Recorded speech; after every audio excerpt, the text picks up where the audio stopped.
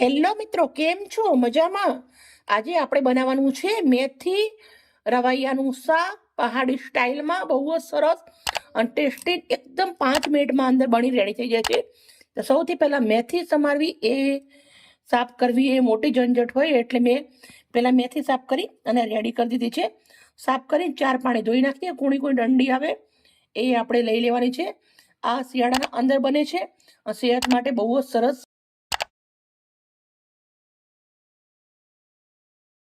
આપણે રવૈયા કટ કરી લેશું. હવે આપણે રવૈયાને આવી રીતે બંને બાજુથી કટ કરી દેવાનું છે.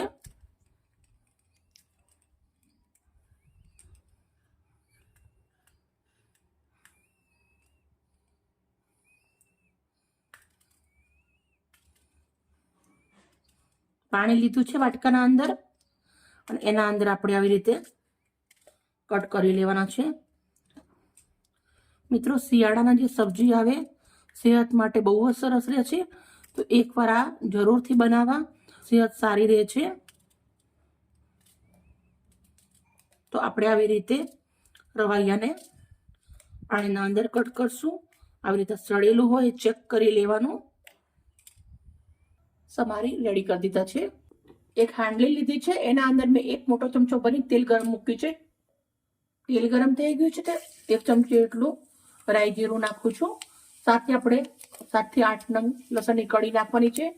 મિત્રો, આ સબ્જી તમે આ શિયાળાના અંદર બનાવીને ખાશો તો તમને 5 થી 7 વાર બનાવીને ખાશો લગાતાર, તો તમને 1% લોહી વધી જશે.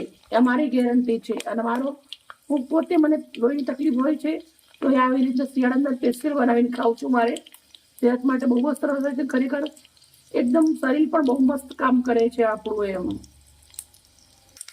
રાઈ જીરું નાખી જાય પછી લીલું લસણ નાખવાનું છે ઉપરથી ભરીને. ઝીણું સમારી દેવાનું છે પહેલાં. પછી આપણે જે રીંગણા છે એ નાખી દેવાના છે. પાણીમાંથી આવી રીતના જોતું જવાનું અને લઈને નાખતું જવાનું. 1 ચમચી હળદર નાખવાની છે, 1 ચમચી મીઠું. રીંગણાને તેલના અંદર શેકી લેવાના છે. 5 મિનિટ સુધી આપણે રીંગણાને આવી રીતે સાતળી લેશું તેલના અંદર. રીંગણા આપણા સરસ મજાના તંતરાઈ ગયા છે. તમે રીંગણા કહો, રવૈયો કહો, જે કેવું કહી શકો છો. હવે આપણે અંદર મેથી મૂકી દેવાની છે. મેથીને પહેલા ધોઈ નાખવાની છે, પછી જ લેવાની. માટીથી ભરેલી હોય મેથી, એટલે ત્યાંથી 5 પાણી ધોવી પડે મેથીને.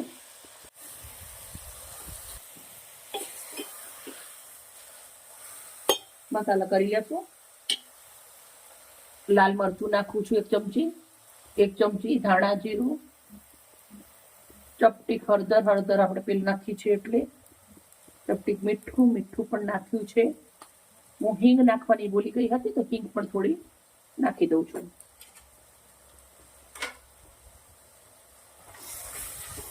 હવે મેથીને થોડી વાર આપણે ચડવા દેશું.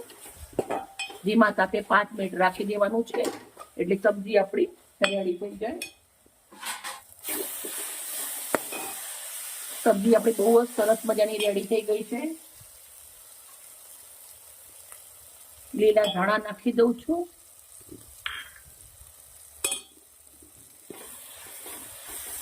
ગેસને બંધ કરી દઉં છું અને આપણી સબ્જીને સર્વ કરી દઉં છું.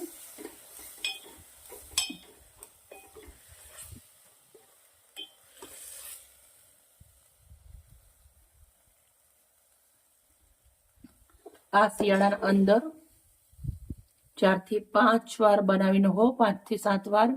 અને લોહીનો વધારો કરો. દવાઓ ખાવી નહીં પડે તમારે. આ તમે સબ્જી ખાશો સેહત માટે બહુ જ સરસ રહેશે.